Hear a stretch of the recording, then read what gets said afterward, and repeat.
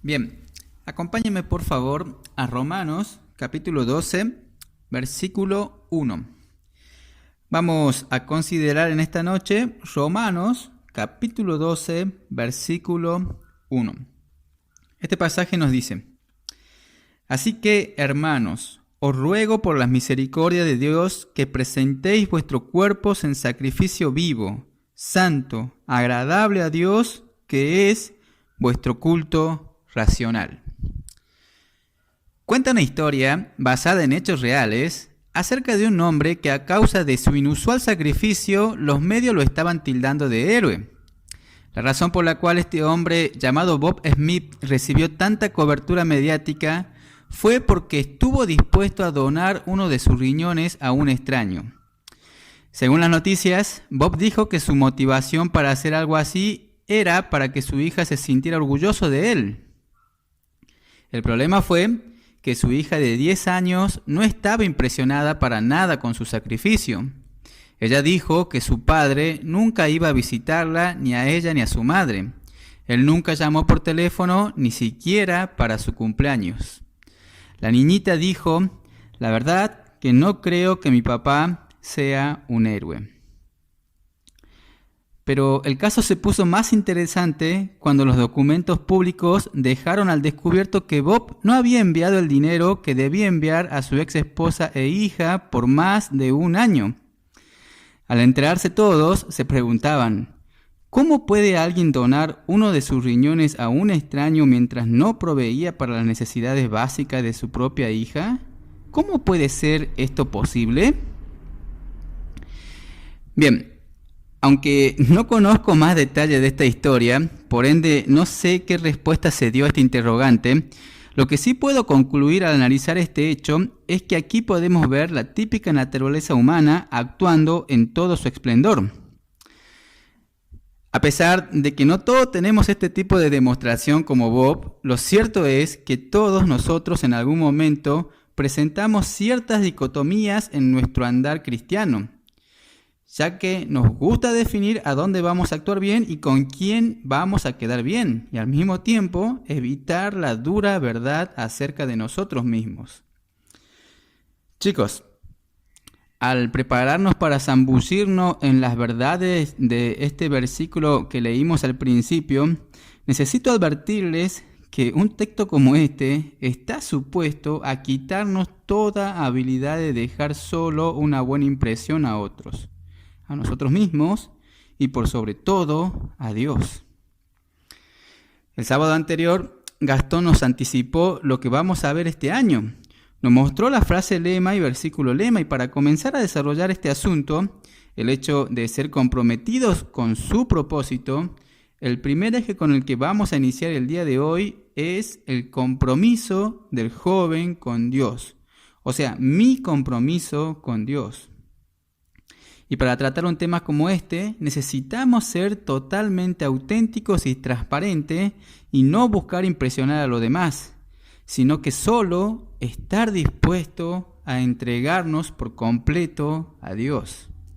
Entregarnos por completo a Dios. En los primeros 11 capítulos, Pablo ha venido explicando con todo lujo de detalles en qué consiste el Evangelio, las buenas nuevas de salvación en Cristo para todo aquel que cree. Y es posible que todos nosotros digamos con nuestros labios: sí, creo en todo eso. Creo en la condenación de pecado, creo en la justificación por fe, creo en el infierno eterno y el cielo, creo en el perdón por la gracia de Dios y hasta puedo estar de acuerdo con muchas cosas más. Y esto es bueno. Sin embargo, Pablo a partir del capítulo 12 ya no va a hablar de lo que creemos. Él ahora va a hablar de la realidad del cristianismo práctico. Pablo pasa de hablar asuntos doctrinales a hablar de la aplicación doctrinal, o sea, del principio a la práctica. Por eso muchos llaman a esta parte la bisagra de la carta, porque aquí hay un giro desde la parte doctrinal a la parte práctica, en el cual Pablo no hace más que definir el cristianismo auténtico. Este es uno de esos capítulos que se enfoca en nuestro carácter no con un telescopio, sino con un microscopio. Y aunque no vamos a desarrollarlo por completo, solo el primer versículo nos ayudará a definir el verdadero cristianismo. Esta noche vamos a descubrir una y otra vez, para nuestra incomodidad, que el ser cristiano no se trata de solo decir con palabras que somos cristianos. No se trata de una oración, un bautismo, la membresía de una iglesia o una religión, sino que es un acto de sacrificio constante. Es entregarnos por completo a Dios, un compromiso total por nuestro Señor. Y hay al menos dos enseñanzas que podemos extraer de este versículo de Romanos 12.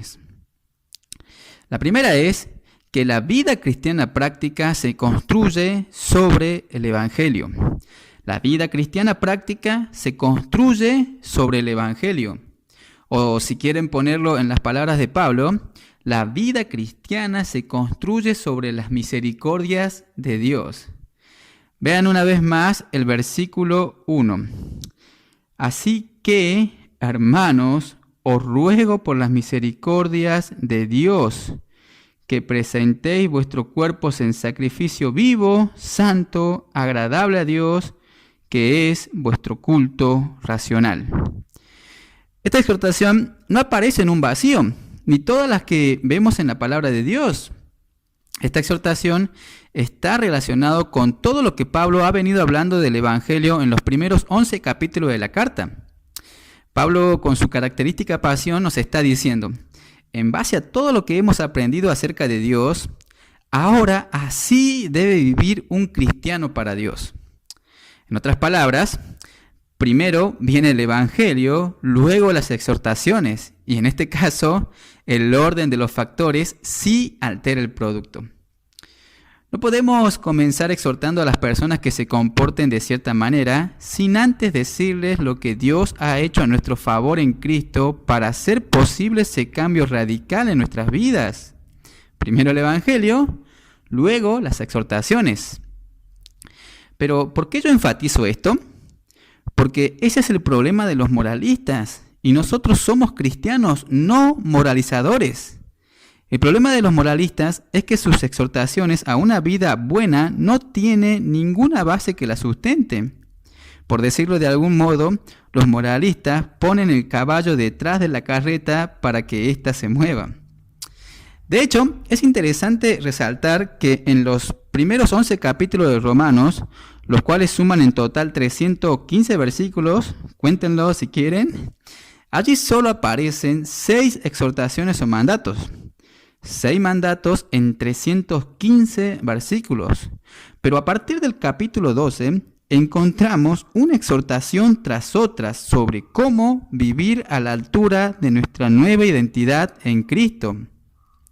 De hecho, solo en el capítulo 12 hay 20 exhortaciones, más del triple que los 11 capítulos anteriores. Ahora, otra manera de decir esto, y por favor no se preocupen, van a entenderlo, porque al principio puede sonar un poco extraño, pero otra manera de decir esto es que en la gramática del Evangelio los indicativos vienen primero y los imperativos después. Y si tú quieres hablar en el lenguaje de Dios, apréndete esta regla de la gramática celestial: los indicativos primeros y los imperativos después.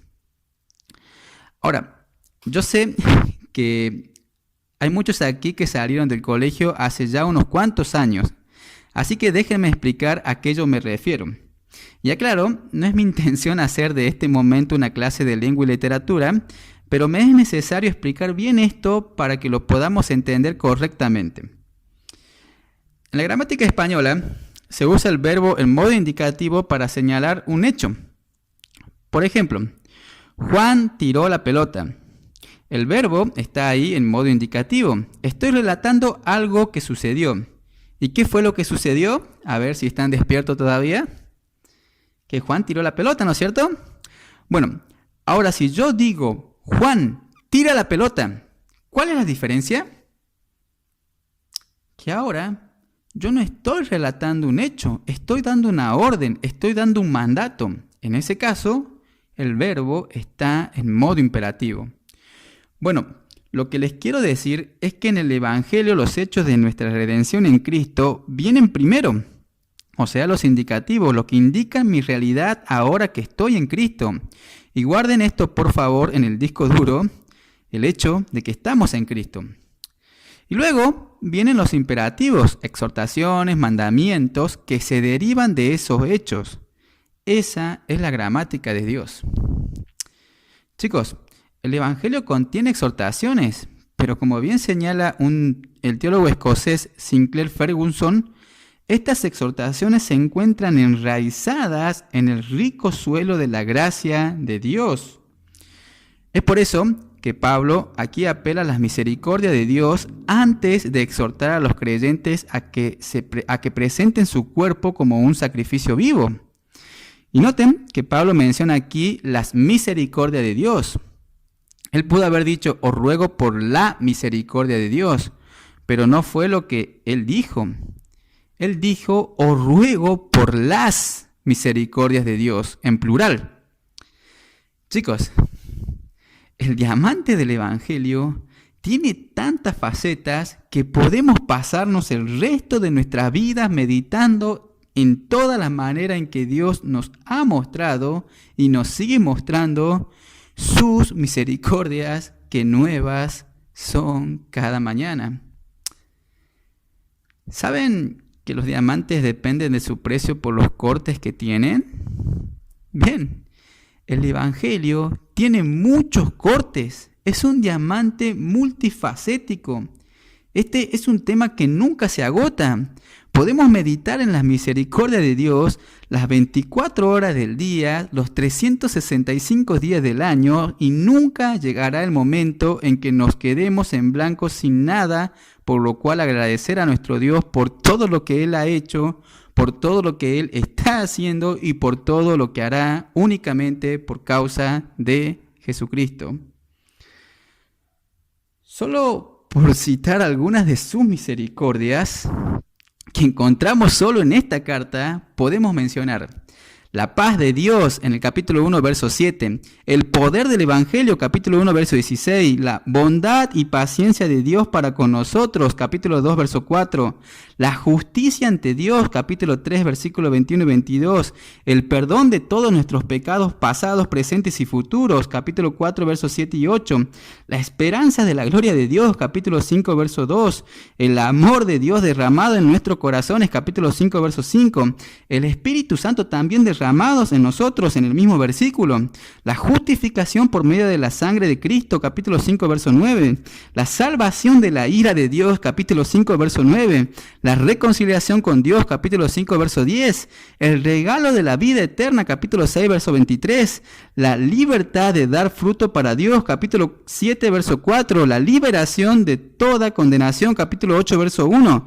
la membresía en la familia de Dios, capítulo 8, verso 14, la seguridad de nuestra salvación, capítulo 8, versos 38 y 39, la misericordia de parte de Dios, capítulo 9, verso 23, la fe y las buenas nuevas del Evangelio, capítulo 10, verso 17, y así podríamos mencionar mucho más, porque Dios nos ha dado todo. Ahora, si por las dudas esto no ha cautivado tu corazón, mira, estas misericordias comenzaron antes de que tú nacieras. Estas misericordias comenzaron en la eternidad, cuando Dios nos escogió para amarnos en Cristo de pura gracia desde antes de la fundación del mundo. Por eso, el solo meditar en eso es suficiente para pasar el resto de nuestras vidas glorificando a Dios y dándole gracias en todo tiempo. Mira, Dios te amó, me amó, a pesar de lo que tú eras, de lo que yo era, sabiendo de antemano el precio que Él iba a tener que pagar para rescatarte a ti, a mí, de esa condición de condenación y reconciliarnos con Él.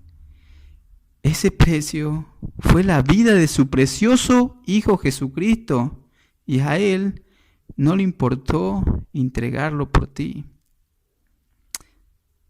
Mis hermanos, hermanas, en la misma medida en que nosotros entendemos la magnitud de nuestro pecado, así como la gloria y majestad de aquel que estuvo dispuesto a hacerse hombre y sustituirnos en la cruz para pagar nuestra deuda con la justicia de Dios, en la misma medida en que nosotros entendemos eso, estaremos preparados para darle a nuestro Dios la gloria que Él merece, ya que esa es la meta final de nuestra salvación, la gloria de Dios, que nuestro Dios reciba toda la gloria por lo que Él ha hecho a nuestro favor en Cristo. Por ello, la pregunta que nos debemos hacer en este punto es, ¿qué es lo que motiva mi vivir cristiano? ¿Es un sentido de obligación? ¿Es para obtener algo a cambio? ¿Es miedo? ¿Es culpa tal vez? La base de la vida cristiana, según las primeras palabras de Pablo, no es la obligación, ni la culpa, ni el miedo, sino la gratitud por todo lo que hemos recibido a través del Evangelio, que no es más que la demostración de amor más grande de la historia, o sea, las misericordias de Dios. Y así llegamos a la segunda enseñanza de nuestro texto, lo que considero la parte que nos va a volar la cabeza. Ya vimos que la vida cristiana se construye sobre el Evangelio, es sobre la misericordia de Dios, sobre lo que ya Dios hizo a nuestro favor. Por eso, cualquier cosa que nosotros hagamos de ahora en adelante, no es para ganarnos el favor de Dios, es porque ya fuimos favorecidos por Él. Recuerden la gramática de Dios. Primero los indicativos, luego los imperativos. Bueno, ahora vienen los imperativos. Y lo que aprendemos en esta segunda parte de nuestro texto es que la vida cristiana práctica no es una entrega parcial, sino total. La vida cristiana práctica no es una entrega parcial, sino total. Vean una vez más el versículo 1. Así que, hermanos, os ruego por la misericordia de Dios que presentéis vuestros cuerpos en sacrificio. Deténganse allí por un momento. Cuando los judíos del primer siglo y también en cierto modo los gentiles escuchaban la palabra sacrificio, muy probablemente pensaban en tres cosas: un templo, un sacerdote y un sacrificio. Estos tres elementos eran fundamentales para la adoración a Dios en el Antiguo Pacto. Ahora, para los que no sepan lo que es el Antiguo Pacto, permítanme explicárselo de la manera más simple posible. La palabra pacto significa acuerdo, convenio o compromiso. Por ello, cuando hablamos del Antiguo Pacto nos referimos al compromiso hecho por Dios con la nación de Israel a través de Moisés. Ahora, como también voy a mencionar el Nuevo Pacto, este hace referencia al compromiso que Dios hizo con todo hombre y mujer, sin importar su nación, a través de Jesucristo. ¿Quedó claro? Ok. Bueno, un israelita creyente en el Antiguo Pacto no podía concebir la adoración a Dios sin un templo, un sacerdote y un sacrificio. Pero cuando llegamos al Nuevo Testamento, descubrimos algo sorprendente, lo que nos volará la cabeza. Y es el hecho de que estos tres elementos del Antiguo Pacto señalaban hacia nuestro Señor Jesucristo. Él es el templo final de Dios. Ustedes recuerdan Juan capítulo 2 cuando Cristo le dice a los judíos: destruid este templo y en 3 días yo lo levantaré. Y ellos decían: ¿cómo es posible que este templo, el que Herodes estaba reconstruyendo y que ha durado 40 años en su reconstrucción, tú lo vas a levantar en 3 días? Pero dice Juan capítulo 2 verso 21 que él hablaba del templo de su cuerpo. ¿Ven? Jesucristo es el templo final de Dios. Por eso es que ya no adoramos ni en Jerusalén, ni aquí, ni allí. Es porque estamos en Cristo, en el templo, todo el tiempo. Pero al mismo tiempo, Él es el sacerdote y el sacrificio. Él es el sacerdote que en el altar de la cruz se ofreció a sí mismo como el Cordero de Dios que quita el pecado del mundo. Él es el sacrificio final.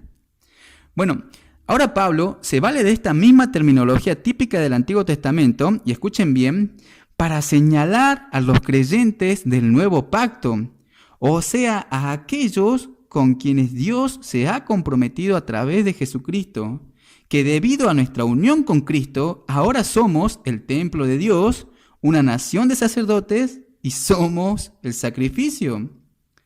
Recuerden, Cristo es el templo, el sacerdote y el sacrificio, y nosotros estamos en Él. Así que por causa de nuestra unión con Cristo, nosotros somos el templo, nosotros somos el sacerdote y nosotros somos el sacrificio. Y sé que esto puede ser un poco difícil de entender, pero vean lo que dice Pedro en su primera carta, capítulo 2, versículos 4 y 5. Y este texto es muy importante porque usa palabras muy similares a la de Romanos, capítulo 12, verso 1. Dice Pedro: viniendo a él como una piedra viva, desechada por los hombres, pero escogida y preciosa delante de Dios, también vosotros, como piedras vivas, sed edificados como casa espiritual. ¿Ven? El templo. Sigue el texto. Para un sacerdocio santo, para ofrecer sacrificios espirituales aceptables a Dios por medio de Jesucristo. ¿Ven? Somos el templo, los sacerdotes y el sacrificio. Solo que ahora ese sacrificio no tiene nada que ver con el perdón de los pecados, sino con nuestra consagración, nuestra entrega completa a Dios, nuestro compromiso total por lo que Dios ya hizo en Cristo para perdonar nuestros pecados. Nosotros no hacemos sacrificios para el perdón de los pecados, eso lo hizo Jesús. Por eso es que Pedro dice que nuestros sacrificios espirituales son aceptables a Dios por medio de Jesucristo. De manera que el sacrificio del que Pablo está hablando en Romanos capítulo 12, verso 1, es la entrega de todo nuestro ser, como una manifestación de nuestra gratitud hacia Dios por todas sus misericordias. En vez de traer un animal para ser sacrificado como hacían los israelitas en el Antiguo Testamento, ahora nosotros somos el sacrificio. Y yo no sé ustedes, pero pienso que debe ser más fácil hacer un sacrificio que ser un sacrificio. Y permítanme graficar esto que acabo de decir con una historia, porque sé que esto que acabo de decir puede sonar hasta preocupante. Pero permítanme aclararlo con esta historia. Bien, la historia habla de un campesino que un día fue al establo y le pidió a sus animales que contribuyeran con algo para su desayuno. Las gallinas pensaron en poner 2 huevos frescos. La vaca pensó que sería maravilloso el poder proveer la leche. Luego miraron al chancho y le dijeron: ¿no vas a dar nada para nuestro querido dueño? El cerdo respondió: es fácil para ustedes decirlo. Para ustedes es solo una simple contribución. Para mí es un compromiso absoluto. Chicos, seamos sinceros. ¿No es cierto que cuando la contribución es completa, nuestra actitud muchas veces no nos acompaña? Cuando nuestro compromiso es presentar a Dios algo que Él pueda no devolvernos, cuando hay que ceder algo a Dios que Él nunca nos deje controlar, o tal vez ofrecer algo que nunca más se pueda reemplazar, ahí es todo muy diferente, ¿verdad? Francis Cabergel, que escribió lo que ella tituló el himno de consagración, llegó a un punto en su vida que tuvo que tomar una decisión. Ella había sido creyente por décadas, pero se dio cuenta que había cosas en su corazón y en su vida que no le quería dar a Dios. Ella escribió lo siguiente: me di cuenta que debía de haber una entrega total, un sacrificio de todo mi ser para que pueda existir la satisfacción de una auténtica vida cristiana. Chicos, fuimos creados para adorar. Y la verdadera adoración en el nuevo pacto no consiste en algo que hacemos en un lugar determinado, en un día de la semana, no. Es la entrega total de todo nuestro ser con la determinación de hacer todo lo que hacemos para la gloria de Dios. Adorar a Dios no es algo místico. Mi entrega completa a Dios no es algo solo de palabras. Mi compromiso total con Dios no es algo abstracto, no. Esto es algo bien concreto. Según este versículo, entregar tu cuerpo como un sacrificio es convertir en un acto de adoración todo lo que hacemos con este cuerpo. Dice John Piper, lo que esto significa es que tú vas a convertir todo lo que tú haces con tu cuerpo en una demostración de que Dios es tu mayor tesoro. Deja que cada uno de los actos de tu cuerpo vivo muestre que Cristo es más precioso para ti que cualquier otra cosa. Que cada acto de tu cuerpo vivo sea una muerte para todo lo que deshonra a Jesucristo. ¿Se dan cuenta por qué yo oraba y les compartía la canción del principio? Para que el Señor nos ayudara a tener un entendimiento más amplio de lo que significa ser cristiano. Ahora, teniendo en claro que cuando Pablo hace referencia a entregar nuestro cuerpo en sacrificio, él se está refiriendo a todo nuestro ser, o sea, nuestro cuerpo, nuestro intelecto, nuestras emociones, nuestros planes, nuestra voluntad, nuestros sueños, nuestros pensamientos, nuestros deseos, nuestras esperanzas, nuestras frustraciones, nuestras desilusiones, nuestros anhelos. Se refiere a todo, absolutamente todo. Teniendo en cuenta esto, debido a la relación que este pasaje guarda con Romanos capítulo 6, versículo 11 al 13, que nos dice: así también vosotros, considerados muertos al pecado, pero vivos para Dios en Cristo Jesús, Señor nuestro. No reine pues el pecado en vuestro cuerpo mortal, de modo que lo obedezcáis en su concupiscencia. Ni tampoco presentéis vuestros miembros al pecado como instrumento de iniquidad, sino presentaos vosotros mismos a Dios como vivos de entre los muertos, y vuestros miembros a Dios como instrumento de justicia. Debido a esto, podemos decir que también la razón por la que Pablo nos exhorta a presentar nuestros cuerpos en sacrificio es por el hecho de que es a través de nuestros cuerpos que nosotros hacemos lo que hacemos. Miren, hay hermanos que están muy acostumbrados a decir cuando faltan a las reuniones: yo no estaba en cuerpo en la iglesia hoy, pero estaba en espíritu. Bueno, olvídate de eso. Nosotros no somos espiritistas. No vengas en espíritu. Si no hay ninguna razón válida para no venir, tú tienes que venir con tu cuerpo. Otras de las razones por las que Pablo enfatiza el cuerpo es porque también es con nuestro cuerpo que nosotros pecamos y es con nuestro cuerpo que servimos a Dios. Entonces lo que Pablo nos está diciendo tanto en Romanos 6 como en Romanos 12 es que ese mismo cuerpo que antes habíamos entregado al pecado, ahora que hemos recibido la misericordia de Dios, debemos entregarlo por entero al servicio de Dios como un acto de adoración. Es en ese sentido que Pablo dice en 1 Corintios capítulo 6, verso 13, que nuestro cuerpo es para el Señor y el Señor es para el cuerpo. Nuestro cuerpo es para el Señor y este cuerpo ahora es templo del Señor, templo del Espíritu Santo. Tenemos una nueva vida en Cristo que debemos vivirla procurando intencionalmente agradarlo a Él en todo lo que hacemos con nuestros cuerpos. Ahora, hay tres maneras en las que Pablo describe este sacrificio, las cuales veremos brevemente, pero que son necesarios tener en cuenta, ya que Pablo no está sugiriendo que le demos cualquier ofrenda a Dios. Él describe el sacrificio de tres maneras. En primer lugar, este sacrificio es vivo. Generalmente, en el Antiguo Testamento, cuando los sacrificios eran presentados en el altar, estaban muertos, no respiraban. Por eso, obviamente, el animal no generaba ninguna dificultad. Ahora, el problema es que en esa época era así como los judíos y gentiles comprendían el concepto de la ofrenda. Sin embargo, Pablo dice que Dios ahora no quiere un sacrificio muerto, sino que quiere uno vivo.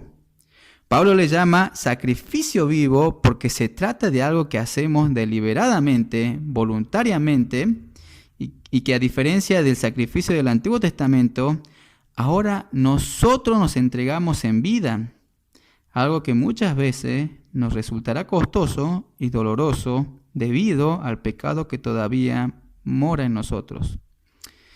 Miren, contrario a lo que mucha gente piensa, esta no es una entrega que se hace una sola vez.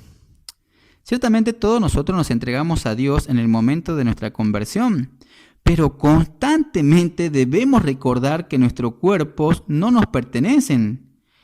Por eso es que el Señor nos dice en Lucas: niégate a ti mismo, toma tu cruz cada día y sígueme. ¿Por qué cada día? Porque todos los días yo trato de bajar mi cuerpo de esa cruz. Tal como dice Hendrickson, el problema con estar vivo es que nos queremos bajar del altar constantemente. Por eso, un sacrificio vivo es una referencia a la naturaleza perpetua de nuestra ofrenda a Dios. Alguien decía: adorar es vivir tu vida de tal manera que por lo que dices, lo que piensas, lo que sientes, lo que haces con tus brazos, con tus labios, con tus ojos, con tus piernas, con tus manos, todo demuestra que Él es más valioso que cualquier otra cosa. Constantemente debemos recordar que este cuerpo es el instrumento con el que ahora adoramos a Dios, procurando su gloria en todo lo que hacemos, ya sea que estemos aquí congregados como iglesia, o en nuestro lugar de trabajo, o compartiendo con nuestra familia en casa, o en nuestro tiempo de ocio, o en la facultad. Donde sea, debemos actuar como lo que somos. ¿Y qué es lo que somos? Adoradores del único Dios vivo y verdadero. Y en ese sentido, yo pienso que debemos tener cuidado al decir que nosotros venimos a la iglesia a adorar a Dios. Ahora, no me malentiendan. Nosotros ciertamente venimos a la iglesia a adorar a Dios, pero yo creo que sería más preciso decir que nosotros venimos a la iglesia a continuar adorando, porque supuestamente eso es lo que estábamos haciendo todo el resto de la semana. La diferencia es que ahora lo estamos haciendo como pueblo de Dios y en la presencia especial de Dios.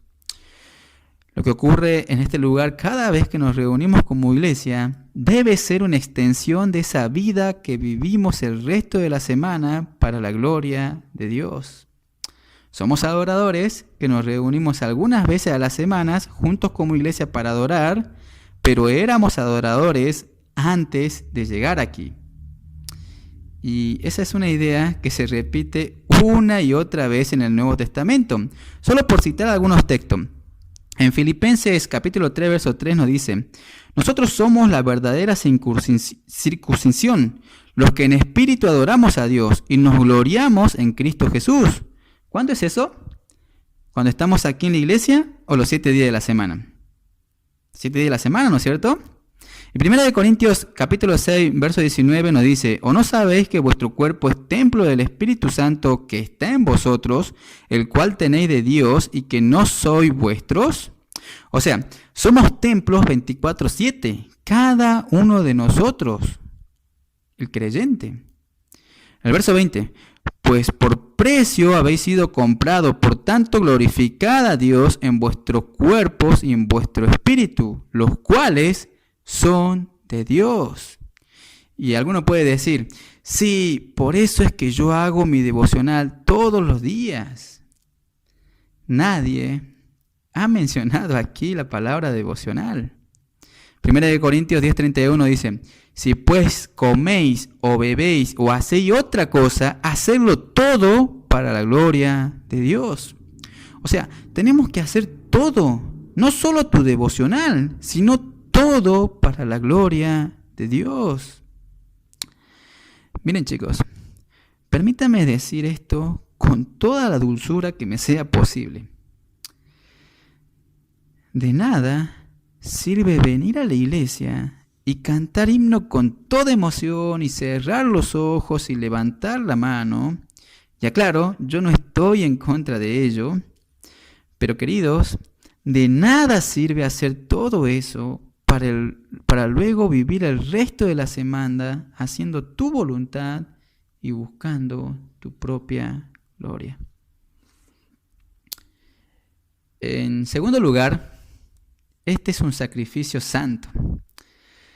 Al igual que los creyentes del Antiguo Testamento que tenían que traer un sacrificio sin mancha para Dios, Pablo usa la analogía para decirle al creyente del Nuevo Testamento que debe vivir una vida santa, absolutamente santa. La palabra traducida santo es empleada en el Antiguo Testamento generalmente para describir lugares como el Monte Santo, el lugar santísimo tanto en el tabernáculo como en el templo y algunos objetos en particular. Pero en el Nuevo Testamento, la palabra griega para santo se emplea principalmente para designar a los creyentes que hemos sido justificados en Cristo. Y no me voy a detener aquí porque ya de eso hemos hablado el año anterior, pero permítame aclarar un par de cosas. Primero, cuando los apóstoles se referían a los creyentes como santos, esto no era algo que uno obtenía por medio de votos en un concilio, no.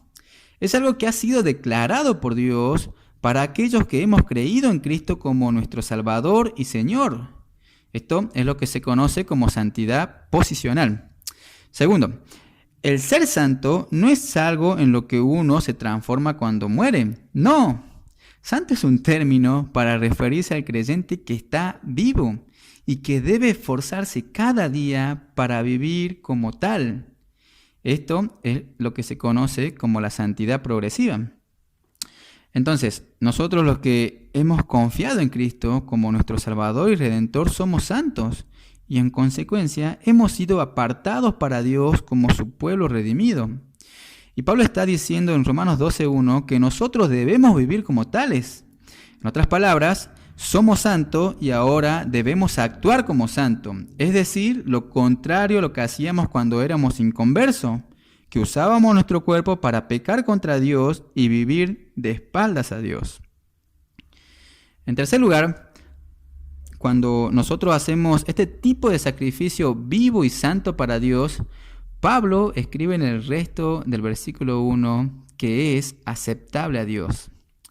Y eso parece que está de más, porque puede parecer hasta obvio que alguien se agrada si otros hacen lo que se les está pidiendo. Pero en realidad lo que Pablo quiere hacer es enfatizar el hecho de que nuestras metas en la vida han sido reorientadas. ¿Oíste eso? Nuestras metas en la vida en el momento de la conversión fue reorientada radicalmente. En vez de procurar agradar a los demás, en vez de procurar agradarte a ti mismo, nuestra meta es agradar a Dios. Y todo lo que hagáis, sea de palabra o de hechos, sea en el nombre del Señor Jesús, dando gracias a Dios Padre por medio de Él. Si lo que vayas a hacer, mi hermano, mi hermana, no puedes hacerlo en el nombre de Jesús, ni dándole gracias a Dios, mejor no lo hagas. La pregunta que el sacrificio vivo, santo y agradable debe formularse cada día no es si estoy satisfecho, sino que la pregunta es, ¿está Dios satisfecho?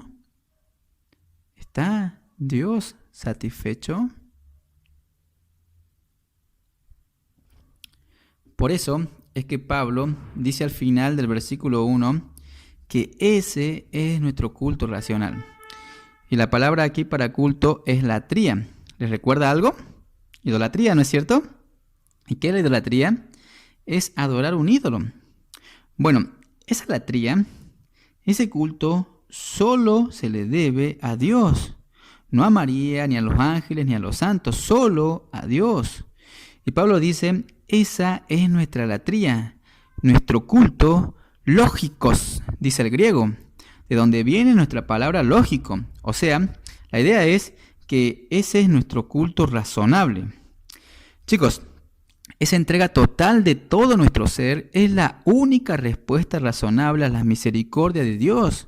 Es lo único razonable que tú puedes hacer y que yo puedo hacer. Dice un comentarista, una vez que tú tienes un entendimiento claro de la misericordia de Dios, cualquier otra cosa que no sea un sacrificio total y completo de ti mismo a Dios es completamente irracional.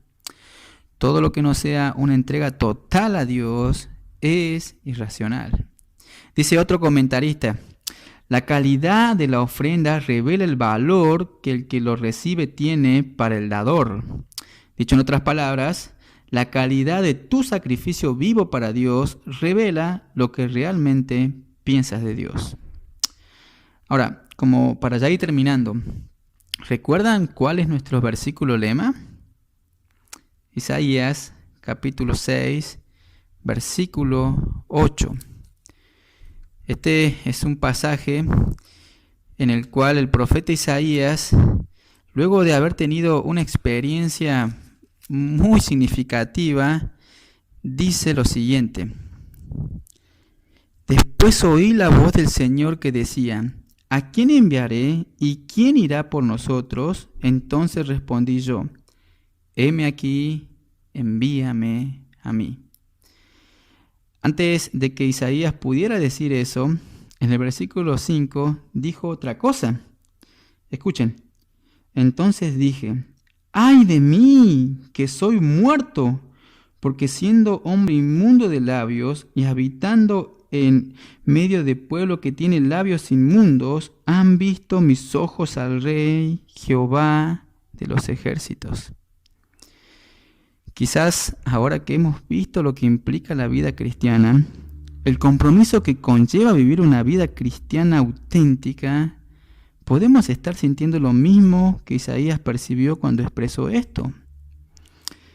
Pero al igual que como pasó con Isaías, Dios ha realizado una obra de redención en nosotros. Así como no dejó a Isaías con esa sensación de indignación de sí mismo y culpa, no es su deseo que nosotros nos quedemos con ese mismo estremecimiento. No. Si tal vez al considerar un pasaje como Romanos 12:1, vemos que quizá no hemos sido los cristianos que deberíamos ser, Dios no quiere que ahora actuemos motivados por culpa, obligación o miedo. Por eso es necesario entender la gramática de Dios. Recordemos su misericordia, su obra de redención, su amor manifestado en la cruz. Recordemos constantemente a nuestro Salvador y Señor Jesucristo.